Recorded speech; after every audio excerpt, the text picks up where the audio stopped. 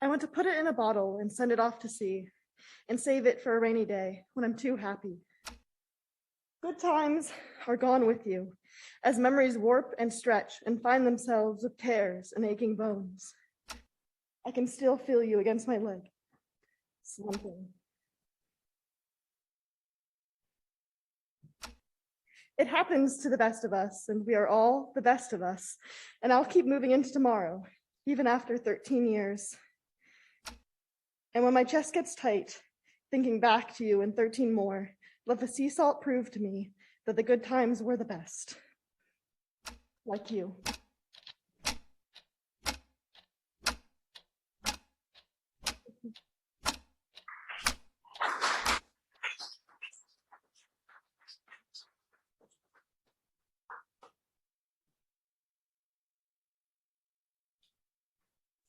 Emily Lyon.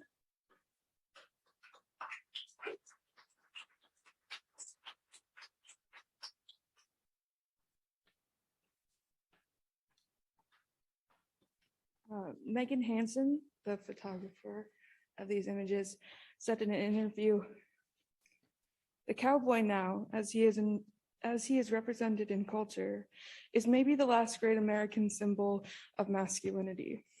In reality, nobody can be him because he didn't exist like that in the way we understand from film and video games and comic books. American hero. For your Han Solo type lead, you make him all leather and a sexy ride. You make him save the day, get the girl, and roll out of town without ever looking over his shoulder. He's your John Wick with a woman object to avenge. The picket fence life wasn't for him anyway. It spat him out and back on the trail again. Ride or die, but do it my way.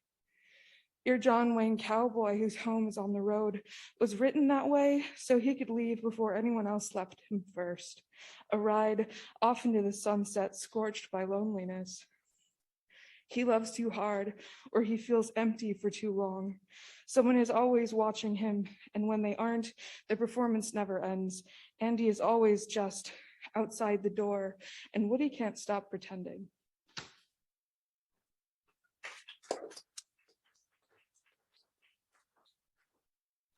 Zach Schloss.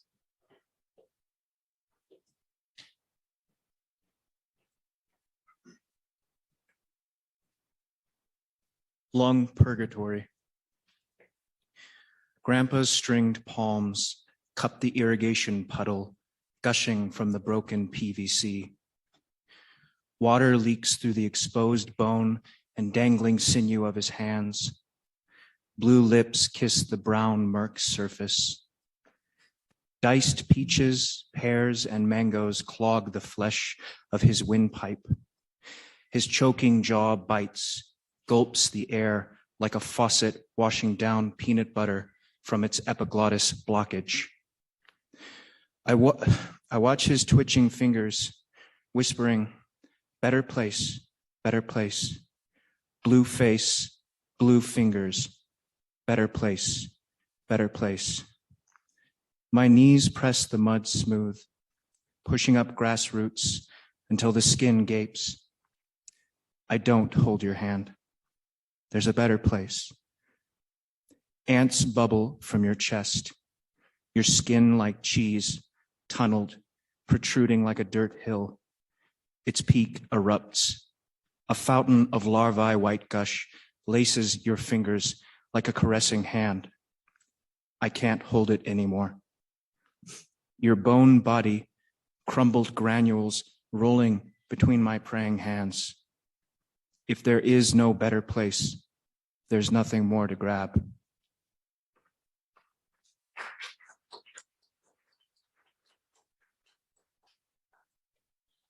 Karla Maravilla.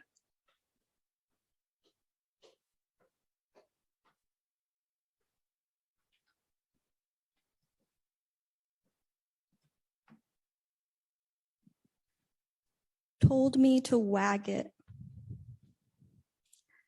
As a child, my favorite food was beef bones, chayote broth slipping down my mouth like a tadpole, the cilantro swimming in a pond of daisies. But now I eat flautas, the musical fried temptation, eating the crunch next to my uncle, eyes leaking akebia quenate, ready to slice my flesh.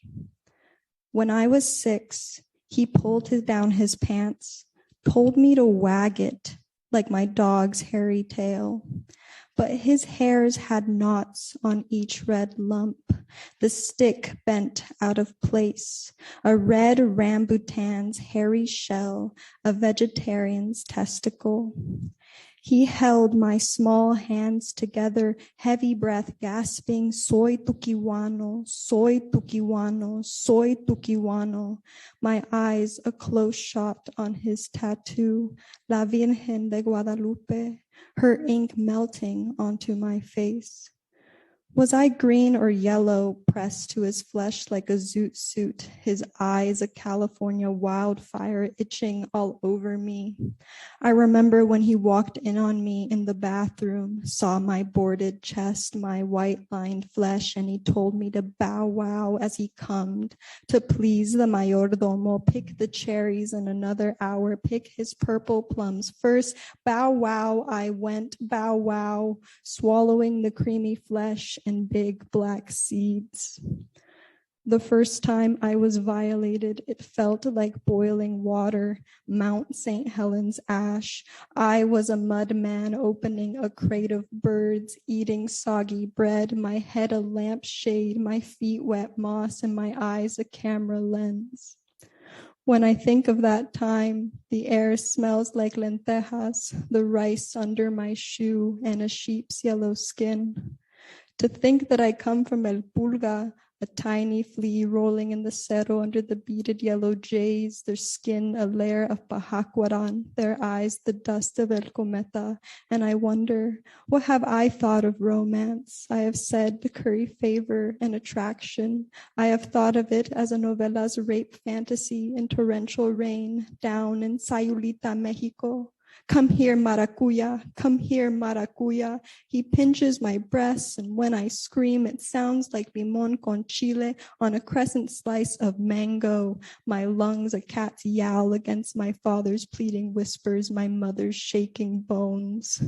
When I hold someone I care about now, it's hard to kiss them with my flesh, to unzip each hair and feel smooth like a blue robin's egg.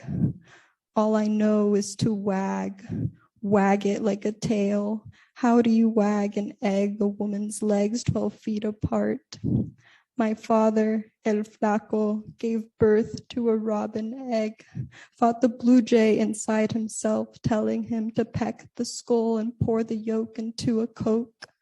And born was Carlita, el espíritu de Monte Carlo, a brown lilac tongue, pomegranate child spilling beetle bricks into her dandelion wine, heart to pitahaya, pitahaya, pitahaya.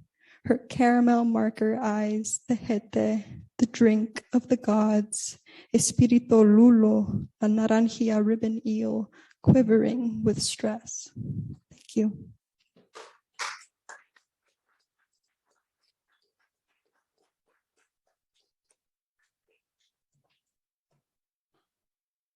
Gianna Starble.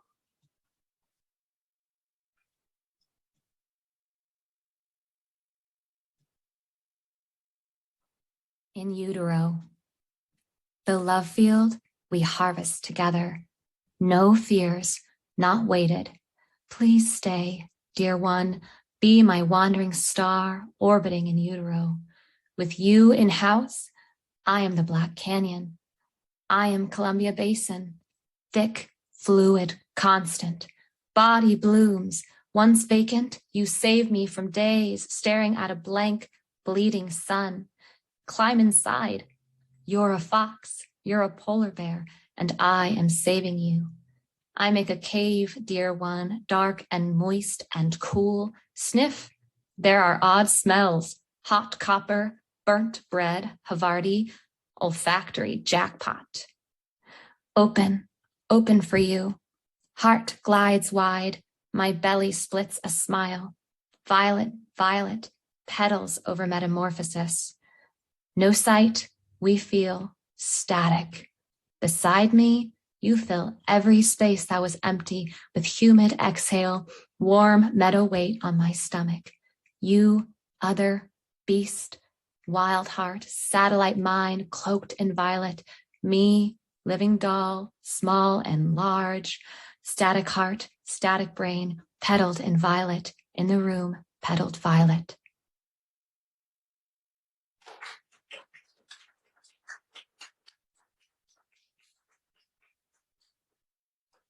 Thank you. Does anybody have any questions for the presenters?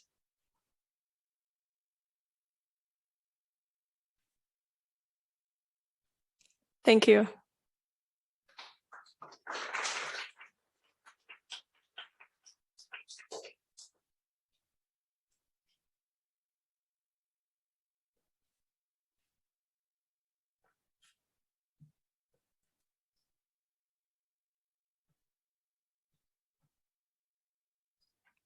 Hi, Gianna. Somebody has a question for you if you're available to answer. Hello. Yes, I am available to answer. Wonderful. Could you, the audience member, could you restate your question?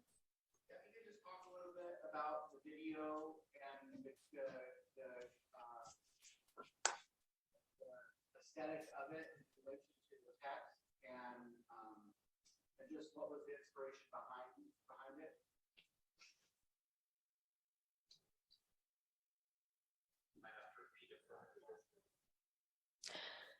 Gianna, could you talk about your process with the movement and how it relates to the piece, and maybe just your process with that?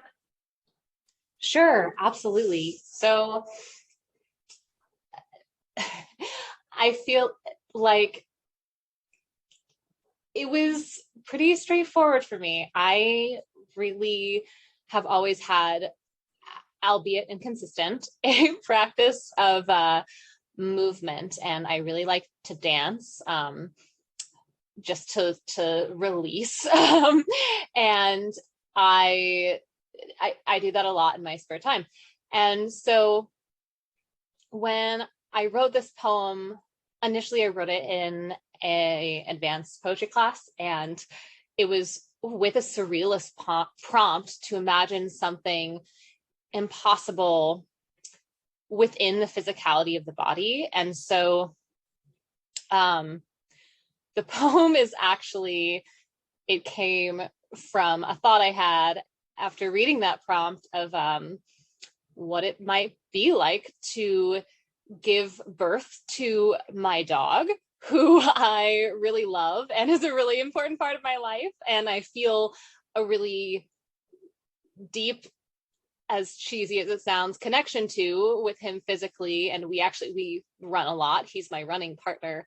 And yeah, I'm just crazy over him, but all that to say, so I wrote that poem first before the dance came. And then I was asked by the Manastash team after submitting it to the journal if I would be a part of this, and thinking about what I wanted to do as a visual presentation, because the poem was so stemmed in the physical, I thought doing a dance would be really great. And so, I mean, really, I just recorded myself reading the poem, and then I experimented with different movements that kind of just came organically from hearing the words being spoken. And so I just continued that process several times of playing around with what movements and kind of dance and being in my body felt aligned with the words in the poem and the cadence that I was reading in. And yeah, that's what came about. If that answers the question. Thank you, Gianna.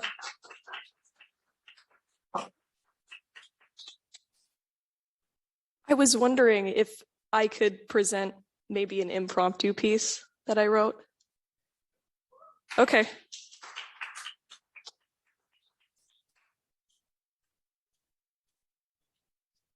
So this is a lyric essay. It's called Fear and Love. When I was 6, I thought that disbelief was damnation, and not only disbelief, but the lesser crimes of mistake, even of accident.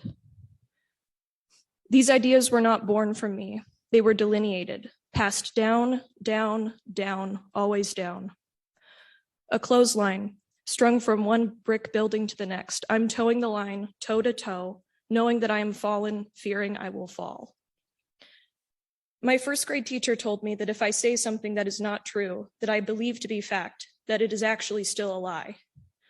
It does not matter if I intended to speak the truth. It does not matter. Despite all intention, I am a liar. Still sin, always sin. We are made of it, and there is no escaping what we are.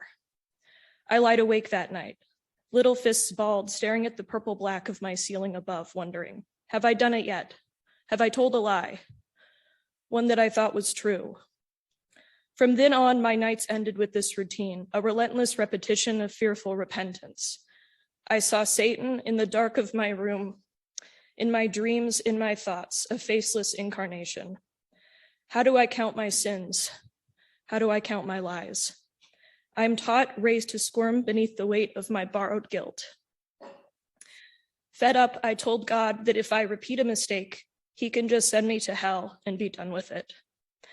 When I inevitably sinned again in the same way twice, I cried, begging God to put the words back in my mouth. Pleading my case, I say, I am 6 years old and I did not mean it. Please, I did not mean it. I ate, drank, slept, and breathed the body and blood before I was old enough to take my communion. Church on Sunday, religion class 5 days a week, chapel on Wednesday. 10 years of this rotation. My thoughts are never mine. You should fear and love God so that we do not despise preaching and his word, but hold it sacred and gladly hear it and learn it. We recited this in class from Luther's Small Catechism. The Catechism is meant to explain the Bible. Catechism, a synonym for dogma. Dogma, a synonym for incontrovertible truth. Fear and love. Fear and love, fear and love. I can tell you now that these two words do not meet. Someone who loves you will not beg for your reverence, for your fear. Someone you love will not inspire or somebody that you fear will not inspire your love. Fear and love. Two unjoined circles in Venn diagram. This I did know. This I did not know. When I was 15, I thought disbelief was disorientation. Hell looms over me, a vulture watching for death, waiting for the carcass, craving a taste of the rot. I begin reading, learning from sources outside of the church-approved doctrine. Suddenly, my thoughts belong to me. I'm allowed to think. I allowed myself to be tempted. Love untainted by fear, surely a creation of evil. I took God, laid him beneath the magnifying glass, and watched as the hairline fractures cracked and spread. Reality had been constructed for us, had been built to convince us that we are beneath, that we are putrid, that we are crawling, dragging our diseased bodies to St. Peter's door in the hopes that we are saved, that we haven't told a lie, one that we thought was true. The foundation of my life is crumbled, come down and sunk into the sea. I tread deep water, almost wishing for Atlantis, even as I knowingly, willingly tear it down. I remember when I first said it out loud, I do not believe. Spat the words like venom, rid myself of the pain and poison that wrought me, tore it out of my body and let it lie. A shaky, choking sound. I can hear God's death rattle as I stand in front of the pulpit, as I kneel before the altar, as I choke on the body and blood for the final time. Now I have come to understand that disbelief can be discernment, no longer so absolute. Though I could be wrong, I have been many times before. Even to this day, when I hear someone mock God, mock Christianity, I feel pain, a phantom limb. This capital G may be written in permanent ink. I can recite every creed as easily as I can take a breath. I cannot as easily unlearn what I unwillingly know. Thank you.